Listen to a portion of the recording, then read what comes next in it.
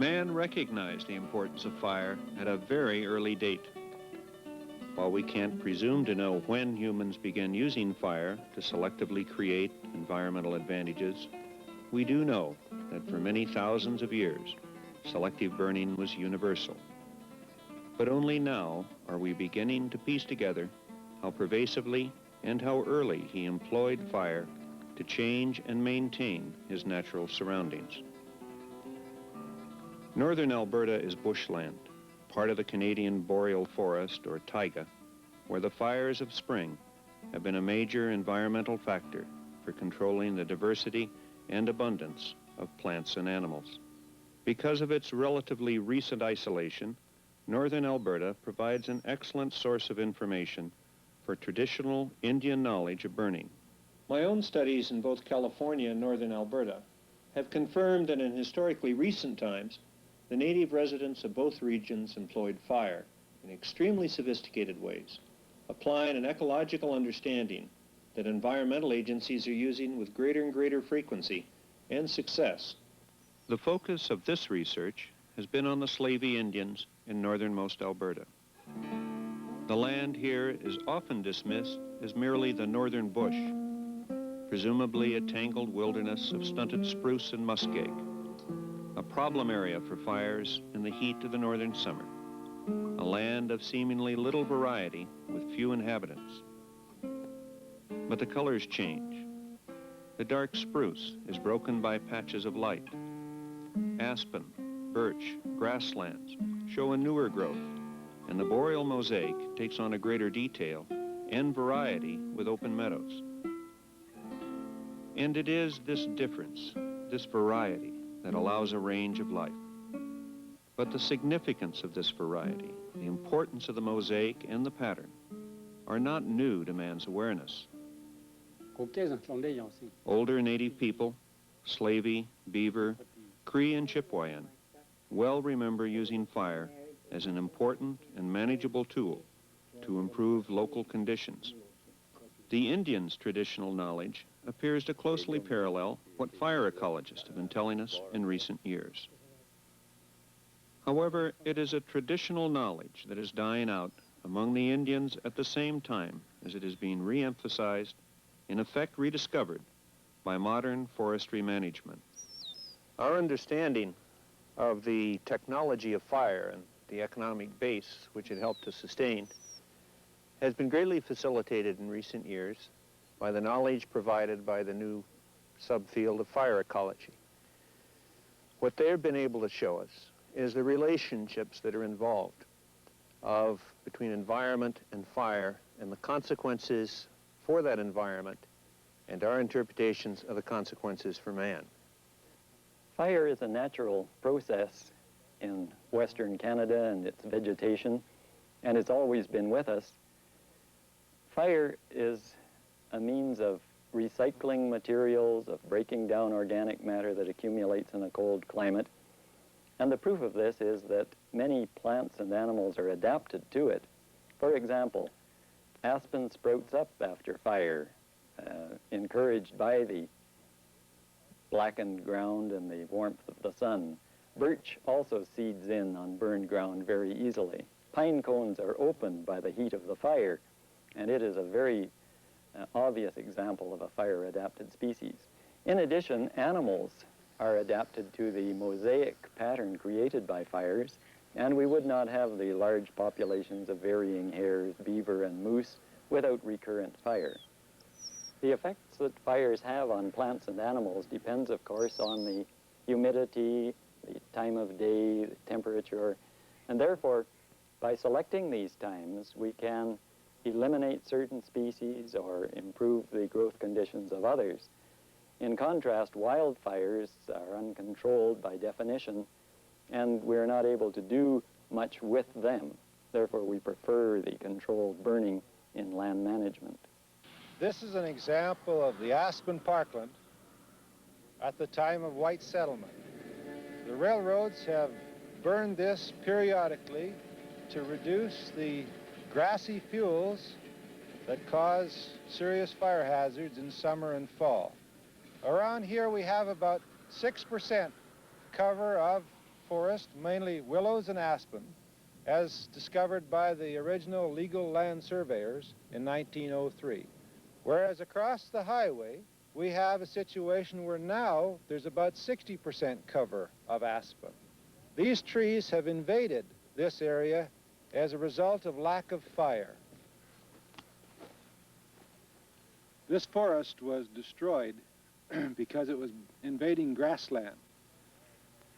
As we see the grasses here, they are now establishing from roots that were in rather poor shape at the time of the burn. We have been burning grassland and forest for a number of years to study the effect of fire on this vegetation. We have found that fire was a major factor in preventing the trees from taking over much of this area since settlers stopped the fires, and the trees have expanded tremendously since that time. Nature has been applying fire in this country for centuries, ever since plants returned after the last glaciation. You can see evidence of fire in scars on living trees, but on a broader scale, we can see it in the mosaic which develops in the forest through openings, brush fields, and stands of trees of different species, different ages, different heights, different densities. The result is similar in a general sense to what we're trying to achieve through the orderly harvesting of timber. Now, the elders of an area like this here at Meander River in northern Canada are quite familiar with the effects of fire, both good and bad. They certainly had experience with the disastrous effects of summer fire, when conflagrations could burn through and destroy a settlement. And they took precautions against that.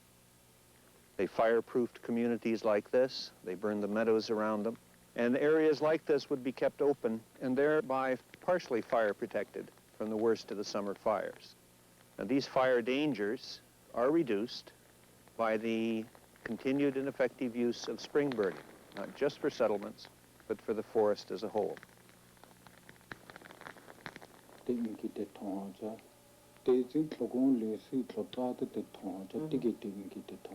And there's two lakes. They're not very big. That's where they used to water. It was a good country for buffaloes.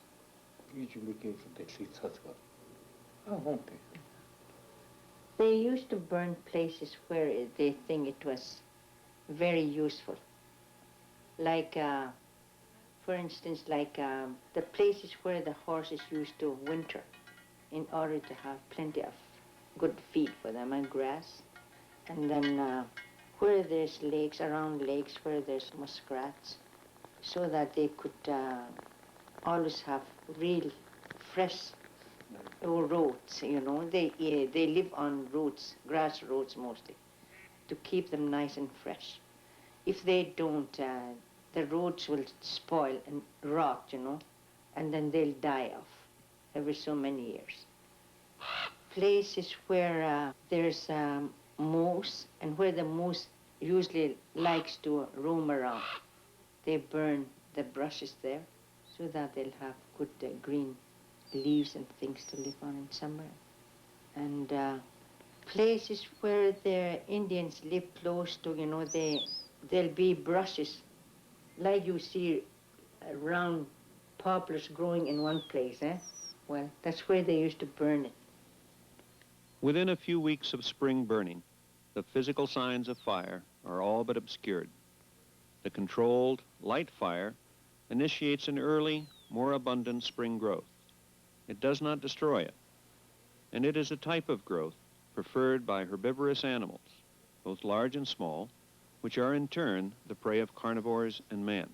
We used to burn one of these more, you got to, like open, see, open prairie. But since you quit burn it, there will more grown with everything, bush. Because you don't burn, you just grown. Even like here around here, this prairie long ago, it's all open here, all over, like this here. No willows, no poplar. Used to make hay right here. Regions that were once a complex mixture of forest types, muskeg, bush, and large grassland openings, are now dominated by brush and trees. Historical records show that northern Alberta was previously in a more diversified and open environment than is now the case. The record also shows that it was maintained, perhaps even established, by traditional Indian burning. Since the law was made, you can't burn like you did before. The law started in 1932. After a bad summer forest fire had burned from Hay River right down to Indian Cabins and Meander River. It burned out by itself. The rangers came and changed the law. Why the bush is so thick, he said, is because since they stopped burning, the Indians stopped burning, the law, and the law passed. Years ago, it wasn't dangerous to burn prairies and meadows because there was so much less bush and dead trees then. But now, people can't burn so easy because of all that thick bush. The overall economic aim of spring burning concerned the regional distribution and relative abundance of game and fur-bearing species. The burning techniques employed by Indians of northern Alberta produced a much more open landscape than we now encounter. Names like High Prairie, Rose Prairie, Little Prairie, Hay Lakes, and Wild Hay River are anachronisms now, except, of course, for the squared agricultural fields bordered by an advancing forest. Paradoxically, it was the Indian custom of frequent light burning that had produced and maintained much of the land that white settlers were then able to farm.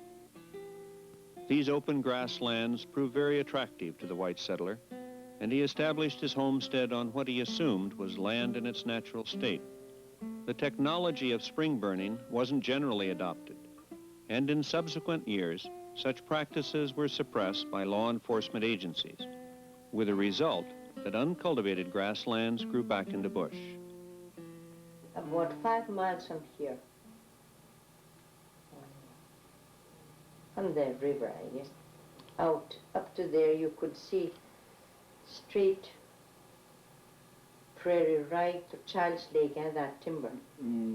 That little blue line. Again from there, the same thing, towards Boyle. Yeah, Rock Lane. You could tell all those prairies. Did you ever see those level prairies? My goodness, I even remember myself, it was really prairie. I'm old now, but when I was a young man, the Meander River area was like a prairie, but it's all grown up now. Lots of bush and lots of trees where there used to be grass. The airport is 3 miles from Meander, and from here to there, it used to be all open grasslands, but not now. We always burned just before all of the snow melted, before the ducks had started to nest. We didn't burn after the ducks had nested. We knew when to burn and when not to burn. The spring fires made good food for the ducks, and it was good for all kinds of other animals too. It's somewhat of a paradox that the very animal we chose to represent the dangers of fire, a bear, Smokey the bear, and sometimes other animals, like a moose or a beaver, that these are animals that benefit directly from living at the edge of a forest.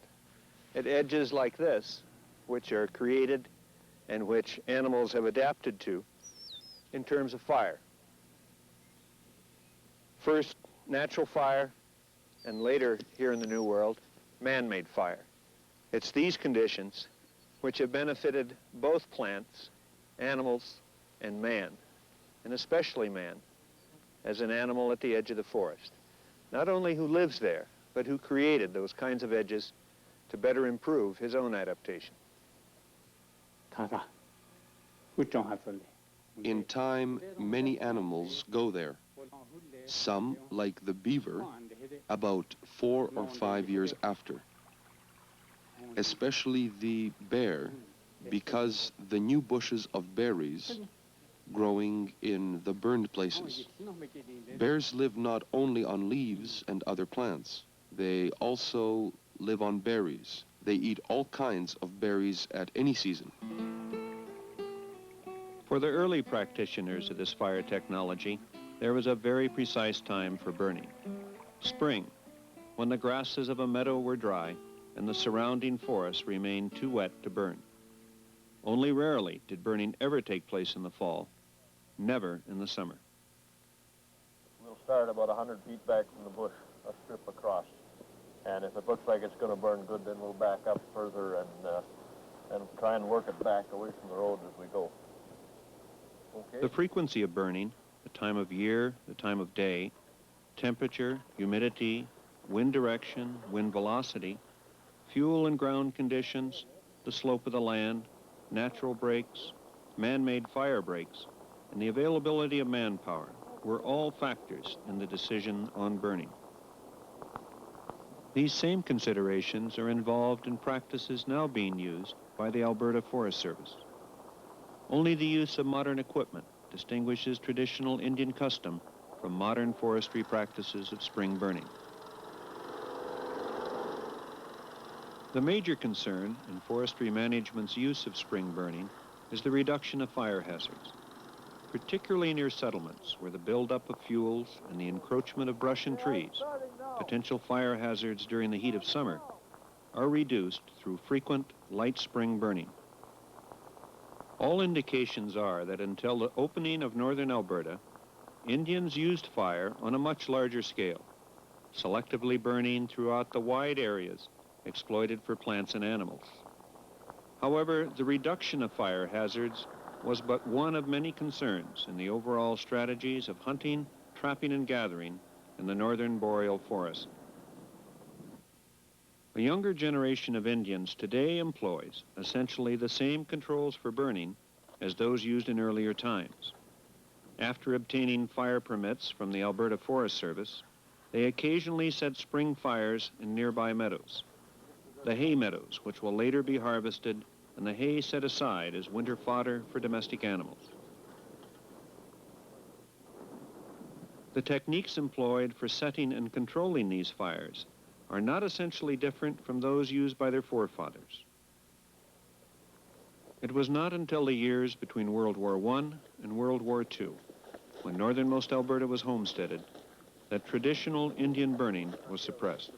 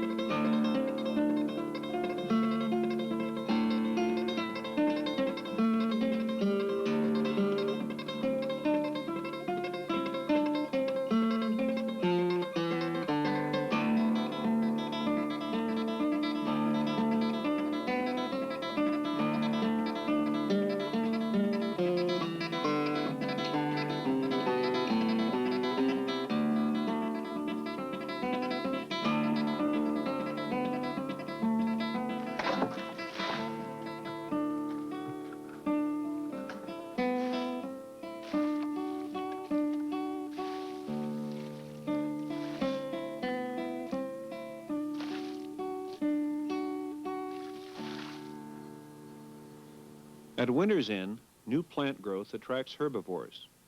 With cleared, blackened surfaces, spring-fired meadows are preheated, and growth occurs several weeks earlier and more lushly than in surrounding areas.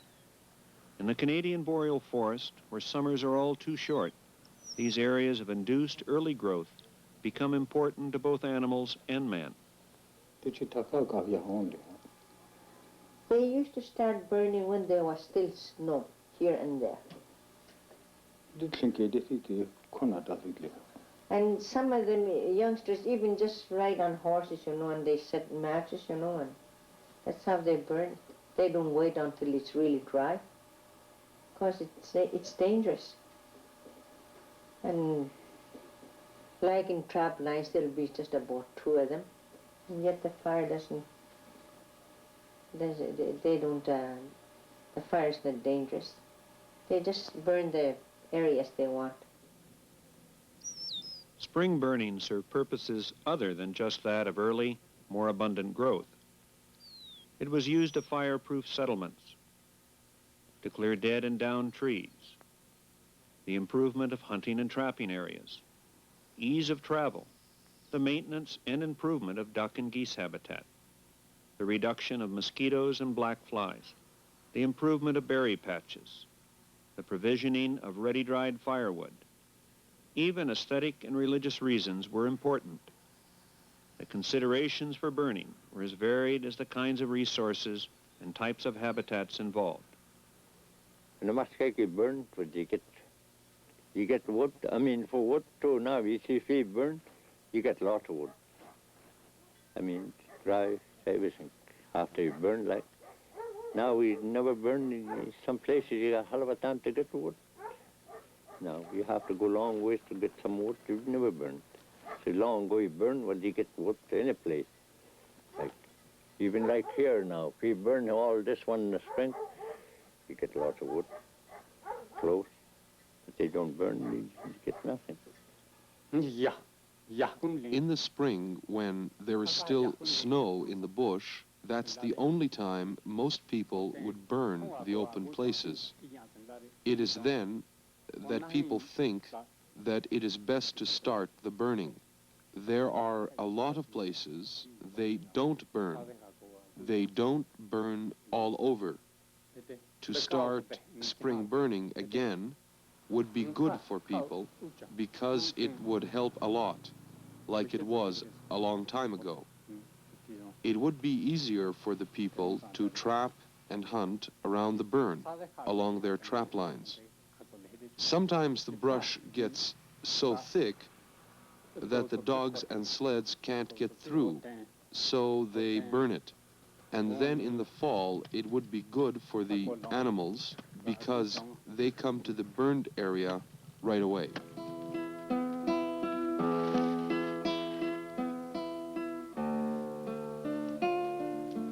Whereas prescribed fires were important with their effects of earlier spring growth and the subsequent abundance of plants during summer and fall, it was actually the distribution and local availability of scarce winter forage that provided the most important adaptive advantage.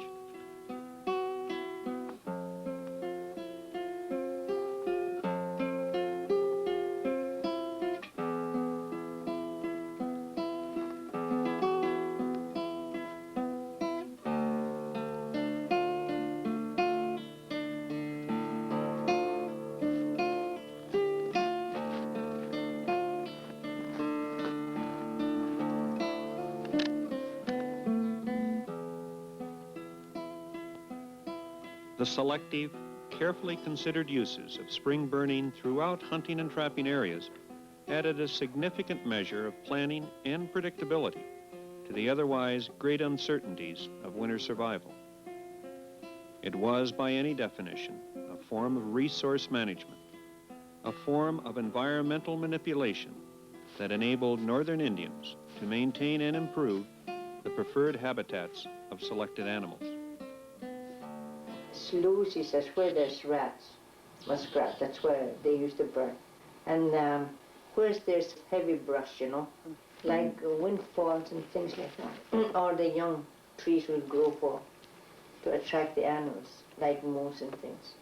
Where there's timber and moss, they don't bother because the fire lasts and lasts, and it's hard to put it out.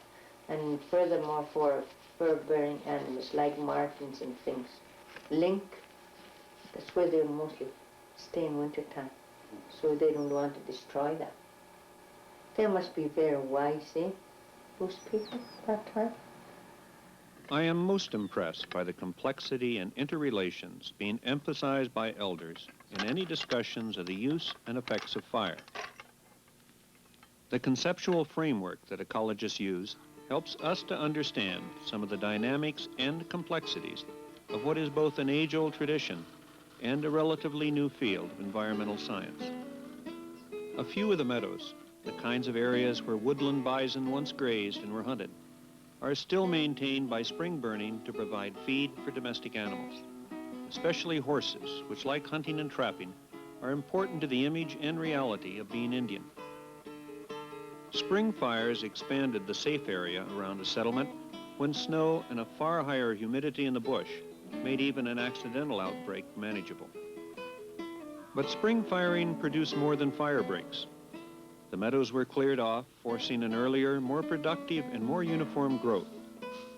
An excellent lure crop for moose, elk, deer, and bear, and the smaller animals, mice by the thousands, which in turn brought in predators such as lynx, coyote, fox, pine marten, even wolves, all valuable to the trapper. In light of this increase in available game, firing was not confined to the settlement areas in nearby meadows. Trappers fired meadows and sloughs along their trap lines every spring to assure next winter's bounty. The existing natural mosaic became more varied, and it continued to grow in complexity and variety. Fire was of particular importance for improving and maintaining the habitats of aspen and willow favored by beaver. In turn, muskrats feed on the rootstocks of cattails. As with many other plants, fire stimulates their growth and ultimately produces a larger population of muskrats. Ducks far prefer nesting on the fresh, more productive growth along the burned section of a lake shore. And spring burns were always set before nesting began. In all, it was a controlled system to initiate what ecologists call early succession, a period of intense growth. All of this was managed by people who had developed a complex technology of fire to assure a continued successful adjustment to the northern boreal forest.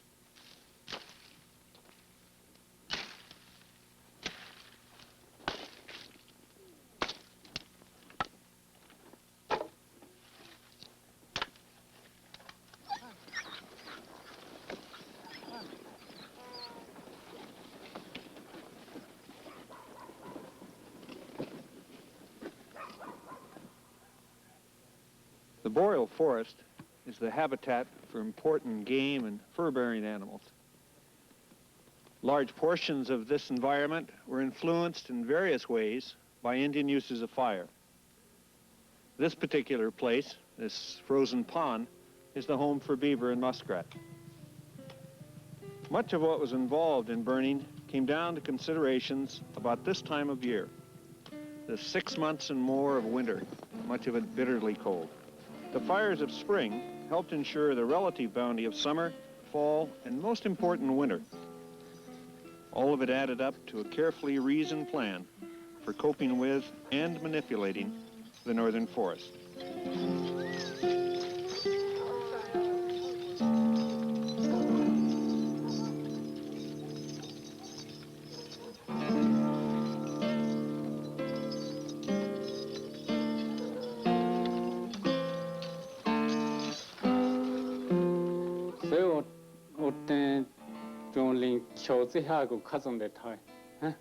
It is kind of hard for people to burn nowadays.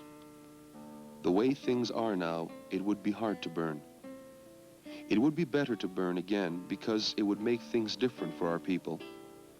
For a couple of years now, there's hardly any more berries.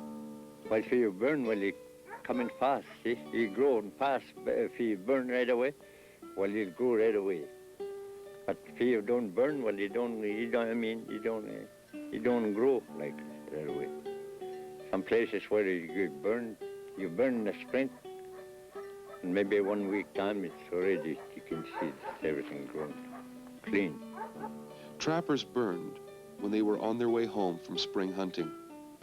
At that time of year, it was safe, and they burned because it made it better for them in the winter with more animals to hunt and trap for. But that was years ago that they did all that. Nowadays, you can't burn on the trap line because it's against the law, and it's not so good as it was before. Why they call it Buffalo Prairies, there used to be a lot of buffalo there long ago. Once in a while they traveled there, you know, he was still young, in his, from 11, 12, 13, they used to go down to get groceries and things. They used to see an odd one. There used to be a big prairie there.